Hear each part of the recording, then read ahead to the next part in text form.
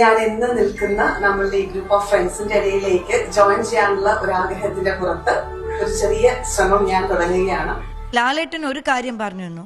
എല്ലാവർക്കും നമസ്കാരം. അമ്മ സംഘടനയുമായി ബന്ധപ്പെട്ടിട്ട് സരയു മോഹൻ കട്ടയ്ക്ക് നിൽക്കുന്ന ഒരു ടീമാണ്. പക്ഷെ സരയുവിനെ ഒരിടത്തും കാണാനില്ലടേ. ഈ ഒരു പ്രശ്നങ്ങളൊക്കെ വന്നതിന് ശേഷം മിണ്ടിയിട്ടില്ല. എന്തുപറ്റി ചേച്ചി? കാണാനേ ഇല്ല. ഒന്നുമില്ലെങ്കിൽ ഒരു പ്രമുഖ നടിയൊക്കെ ആയിരുന്നില്ലേ? ആ സ്ഥിതിക്ക് പിന്നെ എന്തെങ്കിലുമൊക്കെ പ്രതികരിക്കണമെന്ന് ഇതുവരെ എനക്കും ഇല്ല. നാട്ടുകാരെന്ത് വിചാരിക്കും? നാട്ടുകാർ വിചാരിക്കും നിങ്ങൾ എന്തൊക്കെ കള്ളം ചെയ്തുകൊണ്ട് മുങ്ങിയതാണെന്ന് വിചാരിക്കും. നമുക്കെന്തിനാ ചീത്തപ്പേര്? എൻ്റെ ആവശ്യമൊന്നുമില്ല. അപ്പോൾ വീഡിയോ ആദ്യമായി കാണുന്ന ചാനൽ സബ്സ്ക്രൈബ് ചെയ്യാനും വീഡിയോ ലൈക്ക് ചെയ്യാനും ഹൈപ്പ് കൊടുക്കാനും മറക്കണ്ട. ഞാൻ ഇപ്പോഴും റിപ്പീറ്റ്ലി പറയാം, ഒരു പെൺകുട്ടി അവളൊരു ഫയലും കൊണ്ടൊരു സംഘടനയിലോട്ട് കയറി, പിന്നെ അവിടെ ആരെയും കാണാനില്ല. ഓക്കെ, അതുപോലെ ഇപ്പം പുതിയ ആൾക്കാരൊക്കെ ഭാരവാഹികളായി കയറിയിട്ടുണ്ട് ഒക്കെയാണ് അറിയാൻ സാധിക്കുന്നത്. ടിനി ടോമിനെ അടക്കം വീണ്ടും അതിൽ സംഘടനയിൽ കയറ്റി. എന്തിനാണെന്ന് എനിക്കറിയത്തില്ല. എന്തോന്ന് ക്വാളിറ്റിയുടെ വീണ്ടും ഈ AMMA എന്ന് പറഞ്ഞ ആമയെന്ന് വായിക്കേണ്ട അവസ്ഥയിലായി. ഓക്കെ, എന്തിനാണ് ഈ ടിനി ടോമിനെ പോലുള്ള ആൾക്കാരൊക്കെ അതിൻ്റെ അകത്ത് വീണ്ടും കയറ്റിയെന്നാണ് എനിക്ക് ചോദിക്കാനുള്ളത്. ഓക്കെ, നിങ്ങൾ ജനങ്ങൾക്ക് ഈ വീഡിയോ കാണുന്ന 10 പേർക്കെങ്കിൽ 10 പേർക്ക് നിങ്ങൾക്ക് അതേ ചോദ്യം ചോദിക്കാനുണ്ടോ ഇല്ലേ? എൻ്റെ ഒരു അഭിപ്രായമാണ് ഞാൻ ചോദിച്ചത്. എന്തുവാ ഒരു പെൺകുട്ടി ജിഹാദി മറ്റേ മതം പറഞ്ഞ ഒക്കെ എന്തൊക്കെ ഊളത്തരം കാണിക്കുക, അതിൻ്റെയൊക്കെ പീക്ക് ലെവൽ ഊളത്തരം കാണിക്കുന്ന ഒരാളെയൊക്കെ പിടിച്ച് സംഘടനയിൽ ഇരുത്തുക. എന്തോന്ന് കഷ്ടോടെ. പിന്നെ അതുപോലെ തന്നെ വേറെയും കുറച്ച് പേരൊക്കെ അധികാരങ്ങളിലൊക്കെ വന്നിട്ടുള്ളത് ഏത് റൂട്ടിലേക്ക് പോകുമെന്ന് നമുക്ക് കണ്ടറിയാം. എന്തായാലും ആദ്യം നമുക്ക് സരയു മോഹനും ടിനി ടോമും നമ്മുടെ കൈലാശും ഒക്കെ ഇരിക്കുന്ന ഒരു വീഡിയോ ഒന്ന് കാണാം. ഞാൻ ഇന്ന് നിൽക്കുന്ന നമ്മളുടെ ഈ ഗ്രൂപ്പ് ഓഫ് ഫ്രണ്ട്സിന്റെ ഇടയിലേക്ക് ജോയിൻ ചെയ്യാനുള്ള ഒരു ആഗ്രഹത്തിന്റെ പുറത്ത് ഒരു ചെറിയ ശ്രമം ഞാൻ തുടങ്ങുകയാണ്. ഇനി അങ്ങോട്ടുള്ള ജേർണിയാണ് ഏറ്റവും മനോഹരമായിട്ട് ഈ ബ്യൂട്ടിഫുൾ മൊമെന്റ് പോലെ തന്നെ ഞാൻ എക്സ്പെക്ട് ചെയ്യുന്നത്. സോ ഒരു ചെറിയ ഓൺലൈൻ ക്ലോത്തിങ് ബ്രാൻഡ് ഞാൻ സ്റ്റാർട്ട് ചെയ്യുകയാണ്.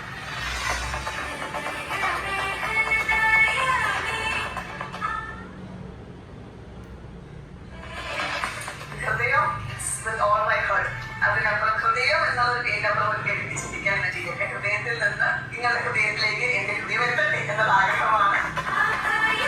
വലിയ സപ്പോർട്ടായിട്ട് എന്റെ ഹസ്ബൻഡ് സനലാണ്. ഏറ്റവും വലിയ വിഷ്വൽ സപ്പോർട്ടാണ് ഷൈൻ എന്നും എന്റെ കൂടെയുണ്ട്.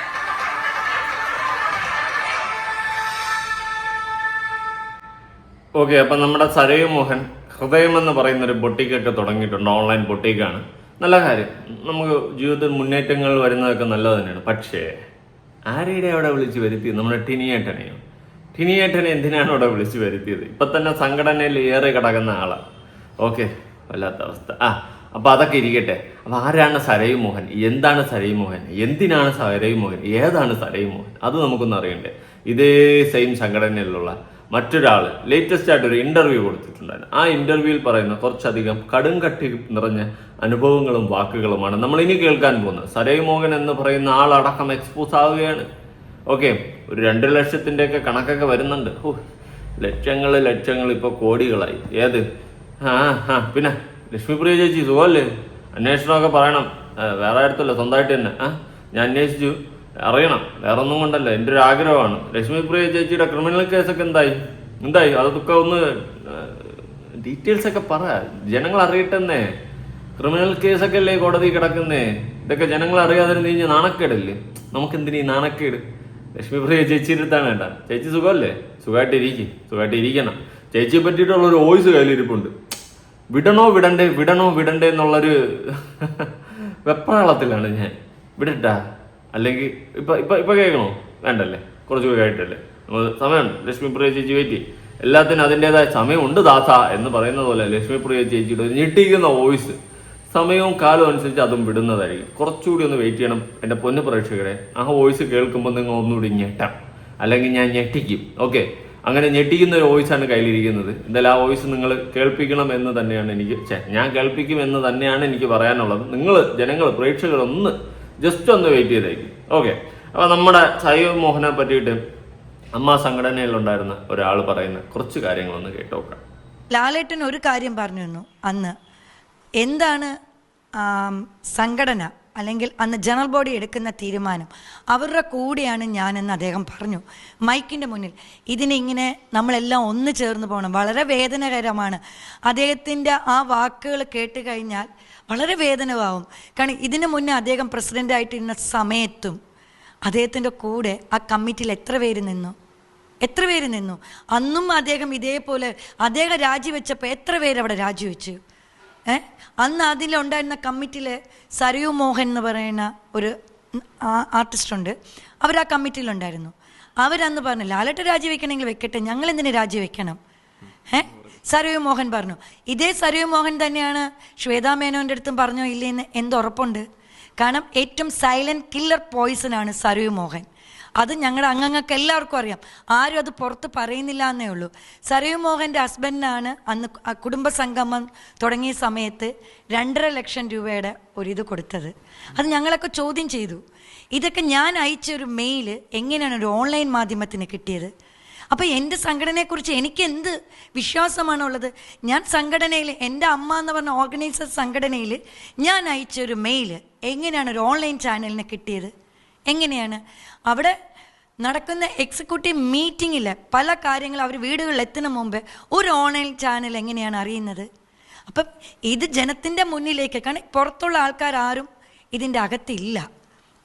അപ്പോൾ അകത്ത് പറയേണ്ട കാര്യങ്ങൾ എന്തിനാണ് ഇവർ ഒരു ഓൺലൈൻ ചാനൽ വഴിയും മറ്റുള്ളവരെ കൊണ്ട് ഇവർ പറയിപ്പിച്ചത്? അവിടെ നിന്നാണ് പ്രശ്നങ്ങൾ തുടങ്ങിയത്. കുടുംബസംഗമം എന്ന് പറഞ്ഞാൽ ഇതിൽ ഒരുപാട് അമ്മമാരുണ്ട്.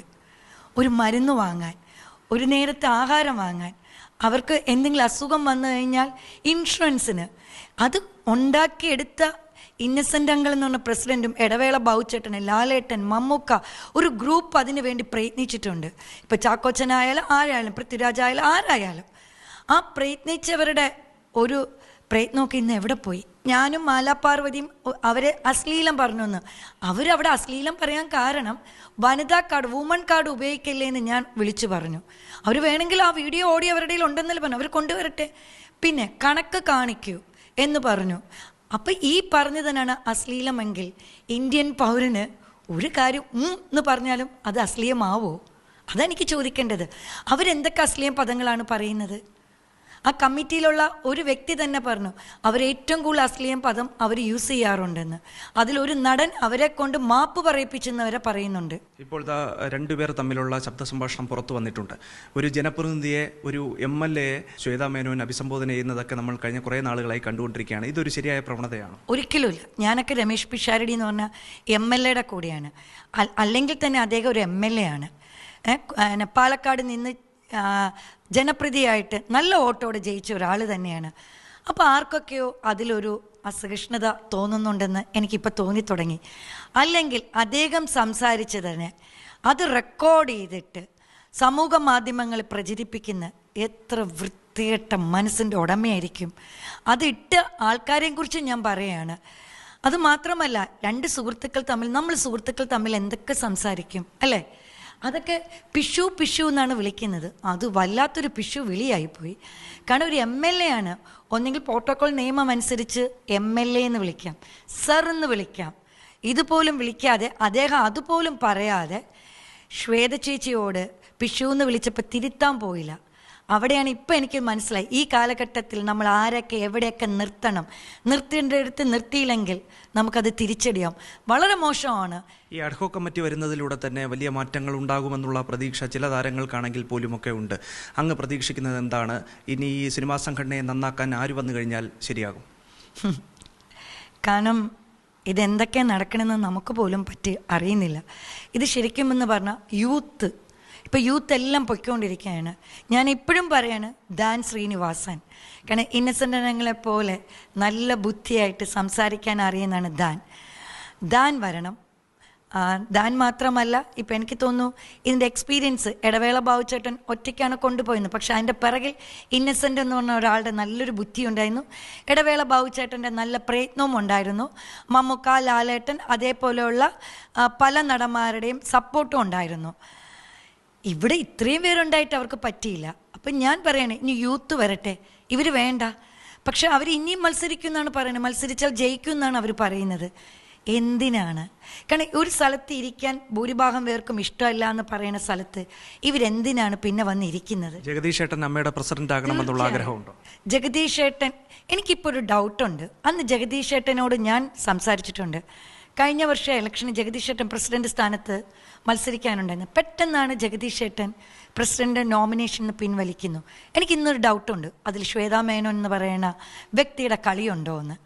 അതേപോലെ തന്നെ ഇലക്ഷൻ്റെ തൊട്ട് ഒരു 3-4 ആഴ്ചയ്ക്ക് മുമ്പ് എല്ലാ ഓൺലൈൻ നമ്മുടെ മാധ്യമങ്ങളിൽ ഒരു മാർട്ടിൻ എന്ന് പറഞ്ഞ ഒരാൾ വന്നു. നമുക്കെല്ലാവർക്കും അറിയാം, ഒരു വീഡിയോയുടെ കാര്യം പറഞ്ഞു. അത് ഇവർ ചിത്രീകരിച്ച കഥാപാത്രമാണ്. 2 മാസമായിട്ട് എനിക്കൊരു വളരെ ഡൗട്ടുണ്ട്. വേറെ ഒന്നുമല്ല, അന്ന് അവരും അവരുടെ ഹസ്ബൻഡും പറഞ്ഞു ഞങ്ങൾ അയാളുടെ പേരിൽ 3 കോടി രൂപയുടെ ഒരു കോടതി കേസ് ഫയൽ ചെയ്യുന്നുണ്ട്. ഈ ഇലക്ഷൻ കഴിഞ്ഞ് ഇവർ ജയിച്ച ശേഷം ഈ മാർട്ടിൻ എവിടെ പോയി? കേസ് എവിടെ പോയി? ഇവിടെയൊക്കെ നമുക്ക് ഡൗട്ടാണ്. അപ്പോൾ എന്തൊക്കെ അജണ്ടകൾ ഒപ്പിച്ചുകൊണ്ടാണ് ഇവർ ഈ സ്ഥാനത്ത് വന്നതെന്ന് തോന്നുന്നു.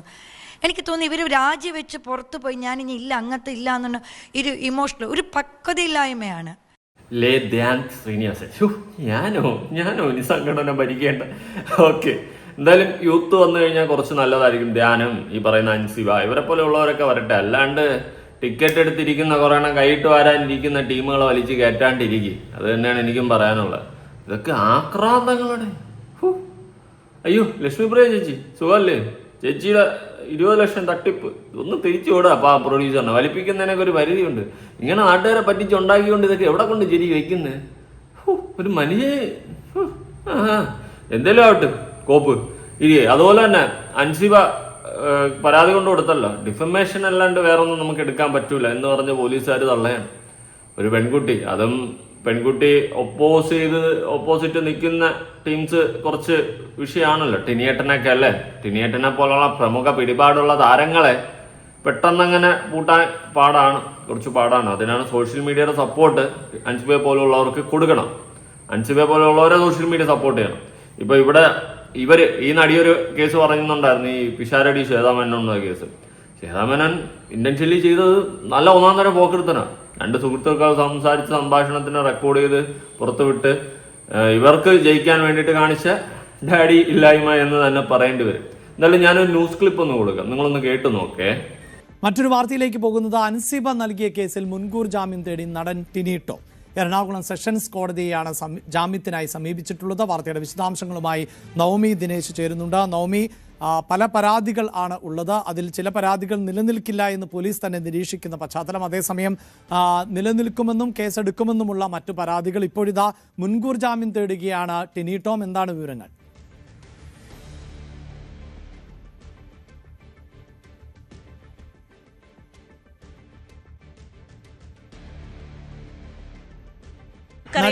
നേരത്തെ ഈ കേസുമായി ബന്ധപ്പെട്ട കടവന്ത്ര പോലീസ് കോടതിയിൽ റിപ്പോർട്ട്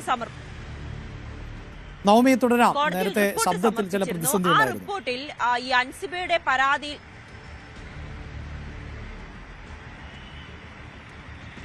അഭിലാഷ്, എറണാകുളം സെഷൻസ് കോടതിയിലാണ് നടൻ ടിനി ടോം ഈ ഹർജി സമർപ്പിച്ചിരിക്കുന്നത്, മുൻകൂർ ജാമ്യാപേക്ഷ സമർപ്പിച്ചിരിക്കുന്നത്. നമുക്കറിയാം, നേരത്തെ കടവന്ത്ര പോലീസ് സ്റ്റേഷനിൽ ഈ കേസ് അൻസിബ നൽകുമ്പോൾ പോലീസ് ഒരു റിപ്പോർട്ട് തയ്യാറാക്കിയിരുന്നു. ആ റിപ്പോർട്ടിൽ പറയുന്നത് കേട്ടുകേഴ്വിയുടെ അടിസ്ഥാനത്തിൽ കേസെടുക്കാൻ കഴിയില്ല, അൻസിബ പറയുന്നതിൽ കഴമ്പില്ല എന്നുള്ളതായിരുന്നു അന്വേഷണ സംഘത്തിന്റെ റിപ്പോർട്ട്.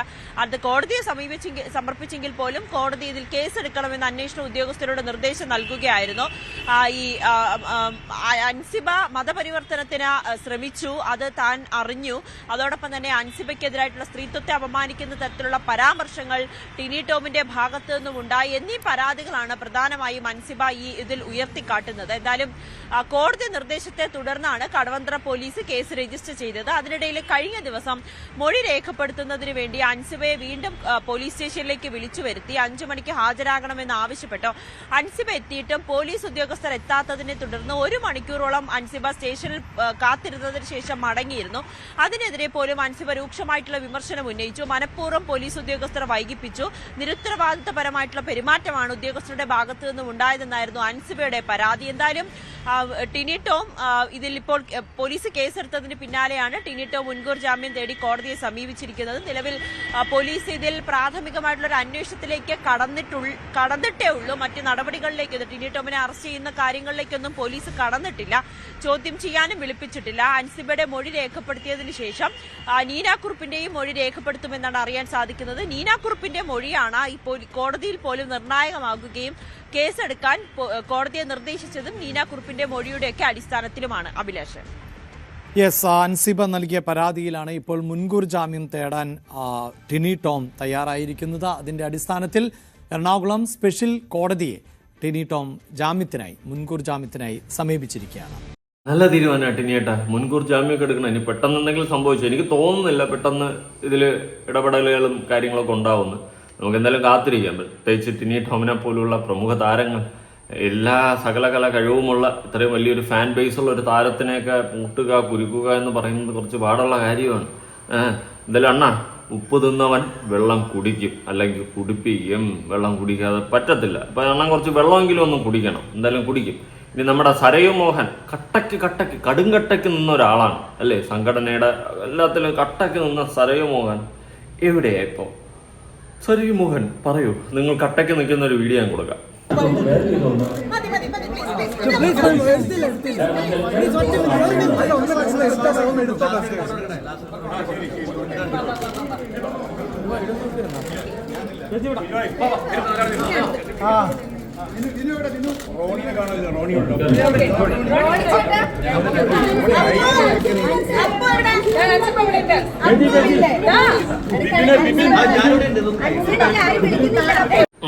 കണ്ടല്ലോ.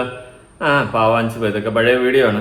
അപ്പൊ ഇത്രയും കട്ടയ്ക്ക് നിന്ന സരയു മോഹൻ എന്തുകൊണ്ട് ഇതിലൊന്നും പ്രതികരിക്കുന്നില്ല? ഒന്നുമില്ലേ? നിങ്ങൾ സംഘടനയിൽ ഉണ്ടായിരുന്ന ആളല്ലേ? എന്തെങ്കിലുമൊക്കെ പ്രതികരിക്കുക. നമുക്ക് വല്ലതൊക്കെ അറിയണ്ടേ? നിങ്ങളൊക്കെ വായിന്ന് വരുന്നത്. ഇപ്പൊ നിങ്ങൾ കള്ളം പറയുകയാണെങ്കിൽ നമുക്ക് ഓപ്പോസിറ്റ് സൈഡിൽ നിന്ന് അതിന്റെ സത്യാവസ്ഥ ജനങ്ങളിലേക്ക് എത്തിക്കണ്ടേ? എന്തെങ്കിലുമൊക്കെ വാ തുറന്ന് മിണ്ട് സരയു. ഭർത്താവിനെ കുറിച്ചിട്ട് 2 ലക്ഷത്തിന്റെ കണക്കൊക്കെയാണ് മറ്റേ അവരൊന്ന് പറഞ്ഞത്. അങ്ങനെ കുറെ കാര്യങ്ങളുണ്ട്. മൊത്തത്തിൽ ഇടപെടലം തന്നെയാണ്. ഇനി അൻസിബ കൊടുത്തിട്ടുള്ള പരാതിയിൽ കഴമ്പില്ല എന്നുള്ള രീതിയിലുള്ള ന്യൂസ് വന്നിട്ടുണ്ട്. ഞാനൊന്ന് കൊടുക്കാം. അൻസിബയുടെ പരാതിയിൽ കേസെടുക്കാൻ കഴിയില്ലെന്ന് പോലീസ്. പരാതി പരിശോധിച്ചതിൽ മാനനഷ്ടത്തിനുള്ള വകുപ്പുകൾ മാത്രമേയുള്ളൂ എന്നാണ് പോലീസ് അറിയിക്കുന്നത്. മാനനഷ്ട കേസിന് കോടതിയെ സമീപിക്കാമെന്നും അൻസിബയ്ക്ക് പോലീസിന്റെ മറുപടിയുണ്ട്. ഓൺലൈൻ ചാനലിലൂടെ ലക്ഷ്മിപ്രിയ തന്നെ അപമാനിച്ചെന്ന പരാതിയിലാണ് പോലീസ് മറുപടി നൽകിയിരിക്കുന്നത്. വിഷ്ണു പ്രകാശ് വിവരങ്ങളുമായി ചേരുന്നുണ്ട്. വിഷ്ണു, കുറെ നാളുകളായിട്ട് ഇങ്ങനെ ഈ നിയമ പോരാട്ടം അങ്ങോട്ടും ഇങ്ങോട്ടും തുടരുകയാണ്. പോലീസും അൻസിബയും മറ്റു കാര്യങ്ങളും പരാതികളും ഒക്കെ ആയിട്ട് ഇതിലിപ്പോൾ പോലീസ് അറിയിക്കുന്നത് എന്താണ്? പൂജ, ഇതിപ്പോൾ അൻസിബയുടെ 3ാമത്തെ പരാതിയാണ്. ആദ്യ 2 പരാതി, ഒന്ന് ടിനി ടോമിനെതിരെ കടവന്ത്ര സ്റ്റേഷനിൽ നൽകിയ പരാതിയായിരുന്നു. 2ാമത്തെ പരാതി എന്ന് പറയുന്നത് ലക്ഷ്മിപ്രിയയ്ക്കും ഭർത്താവിനും അതുപോലെ തന്നെ പോലീസ് സ്റ്റേഷനിലെ വനിതായായിട്ടുള്ള രേഷ്മയ്ക്കെതിരെയും തൃപ്പൂണിത്തുറയിൽ നൽകിയ പരാതി. ഈ 2 പരാതിയിലും ആദ്യഘട്ടത്തിൽ പോലീസ് കേസെടുക്കാൻ തയ്യാറായിരുന്നില്ല. വേണ്ട കാരണങ്ങളില്ല എന്നുള്ളതായിരുന്നു പോലീസിന്റെ നിലപാട്. പിന്നീട് കോടതിയെ സമീപിക്കുകയും 2 കേസിലും കേസെടുക്കാൻ കോടതി തന്നെ നിർദ്ദേശം വയ്ക്കുകയായിരുന്നു. ഇതിന് പിന്നാലെയാണ് അൻസിബ ലക്ഷ്മിപ്രിയയ്ക്കും അതുപോലെ തന്നെ ക്യാൻ മീഡിയ എന്ന ഒരു യൂട്യൂബ് ചാനലിനുമെതിരെ തന്നെ അപകീർത്തിപ്പെടുത്താനുള്ള ശ്രമങ്ങൾ നടത്തുന്നു എന്നുള്ള തരത്തിലൊരു പരാതി പാലാരിവട്ടം പോലീസ് സ്റ്റേഷനിൽ നൽകുന്നത്. ഈ പരാതിയിൽ വേണ്ട വിധത്തിലുള്ള അന്വേഷണം നടക്കുന്നില്ല എന്ന് കാട്ടി എറണാകുളം മജിസ്ട്രേറ്റ് കോടതിയെ അൻസിബ സമീപിച്ചിരുന്നു. ഇതിലാണ് ഇപ്പോൾ പാലാരിവട്ടം പോലീസ് ഈ പരാതി പരിശോധിച്ച് അതിൽ പ്രാഥമികമായിട്ടുള്ള അന്വേഷണത്തിൽ ഒരു അഭിമുഖം, അതായത് ലക്ഷ്മിപ്രിയ നടത്തിയ ഒരു അഭിമുഖത്തിലെ ചില പരാമർശങ്ങളാണ് ഇതിന് കാരണമായി പറയുന്നത്. പക്ഷേ അതിൽ മറ്റു കേസുകൾ എടുക്കാനുള്ള വകുപ്പുകളില്ല. മാനനഷ്ടത്തിനുള്ള കേസുകൾ മാത്രമേ അതിൽ നിലനിൽക്കുകയുള്ളൂ. അതുകൊണ്ട് തന്നെ ആ ഒരു കേസ് എടുക്കുന്നതുമായി ബന്ധപ്പെട്ട് കോടതിയെ സമീപിച്ച് അതിന്റെ മുറയ്ക്ക് എന്താണോ അത് നടത്തിക്കോളൂ എന്നുള്ളതാണ് പോലീസ് നൽകിയിരിക്കുന്ന മറുപടി. അതായത് ഈ ഒരു കേസിൽ നേരത്തെ അൻസിബ തന്നെ വേണ്ട വിധത്തിലുള്ള അന്വേഷണം നടക്കുന്നില്ല എന്ന് കാട്ടിക്കൊണ്ട് എറണാകുളം മജിസ്ട്രേറ്റ് കോടതിയെ സമീപിച്ചിരുന്നു. അപ്പോൾ മജിസ്ട്രേറ്റ് കോടതി പോലീസിനോട് ഇതിലൊരു റിപ്പോർട്ട് തേടിയിട്ടുണ്ട്. ഈ റിപ്പോർട്ട് നാളെ സമർപ്പിക്കാനുള്ളതാണ് അവസാന തീയതിയായിട്ട് മജിസ്ട്രേറ്റ് കോടതി പോലീസിന് നൽകിയിരിക്കുന്നത്. ഇതിനിടയിലാണ് ഇന്നിപ്പോൾ പോലീസ് അൻസിബയ്ക്ക് തന്നെ ഒരു മറുപടി നൽകിയിരിക്കുന്ന തരത്തിൽ ഡിഫമേഷനുള്ള വകുപ്പുകൾ മാത്രമേ ഉള്ളൂ എന്നുള്ളതാണ്. ഇപ്പോൾ നാളെ പോലീസ് ഇക്കാര്യങ്ങൾ ചൂണ്ടിക്കാട്ടി കോടതിയിലും ഇതിന്റെ റിപ്പോർട്ട് സമർപ്പിക്കും. കോടതി ഇനി എന്ത് പറയും എന്നുള്ളത് അനുസരിച്ചിരിക്കും ഇതിന്റെ മറ്റു നടപടിക്രമങ്ങൾ. ഏതായാലും ശരി വിഷ്ണു, എന്തായാലും 3ാമത്തെ പരാതിയിലാണ് ഇപ്പോൾ ഇങ്ങനെ ഒരു വിശദീകരണം അത് അൻസിബയ്ക്ക് പോലീസ് നൽകുന്നത്. വിഷ്ണു പ്രകാശാണ് വിവരങ്ങൾ നൽകിയത്. ഓക്കെ, പോലീസിന് കേസെടുക്കാൻ പറ്റില്ല, കോടതി വഴി പോവാൻ പോലീസിന് ഡിഫമേഷന്റെ ആ ഒരു ഇടാൻ പറ്റത്തുള്ളൂ എന്നാണ് പറയുന്നത്. ഓക്കെ, അങ്ങനെ കോടതിയിൽ പോയിട്ട് നീതി ലഭിക്കണം. കാരണം ഓപ്പോസിറ്റ് നിൽക്കുന്ന ഇത്രയും കൊലകൊമ്പന്മാരായ പിടിപാടുള്ള കാശ് വാരി എറിയുന്ന ടീംസിന് ശിക്ഷ കിട്ടണം. കാരണം ആ പെണ്ണ് ഒരുപാട് അനുഭവിച്ചു അൻസിബ. ജസ്റ്റിസ് ഫോർ അൻസിബ, അതിൽ വേറെ മാറ്റമൊന്നുമില്ല. അത് പറയുമ്പോൾ ലക്ഷ്മിപ്രിയക്ക് ചൊറിയും. Justice for Ansiba, justice for Lakshmipriya അല്ലേ പറയേണ്ടത്? അയ്യോ വാവേ. ഇതെല്ലാം കാര്യങ്ങളൊക്കെ നിങ്ങൾ കണ്ടല്ലോ. ലക്ഷ്മിപ്രിയയുടെ ഒരു വോയിസ് കയ്യിലിരിപ്പണ്ടേ, നമുക്ക് വിടാനുള്ള സമയമായിട്ടില്ല. ലക്ഷ്മിപ്രിയ ചേച്ചി വിടട്ടാ, ഞാൻ പാറ്റിക്കല്ലോ ചുമ്മാ. അപ്പോൾ ശരി, പുതിയൊരു വീഡിയോ ആയിട്ടാണ്. നിങ്ങളുടെ അഭിപ്രായം താഴെ കമന്റ്. ബൈ.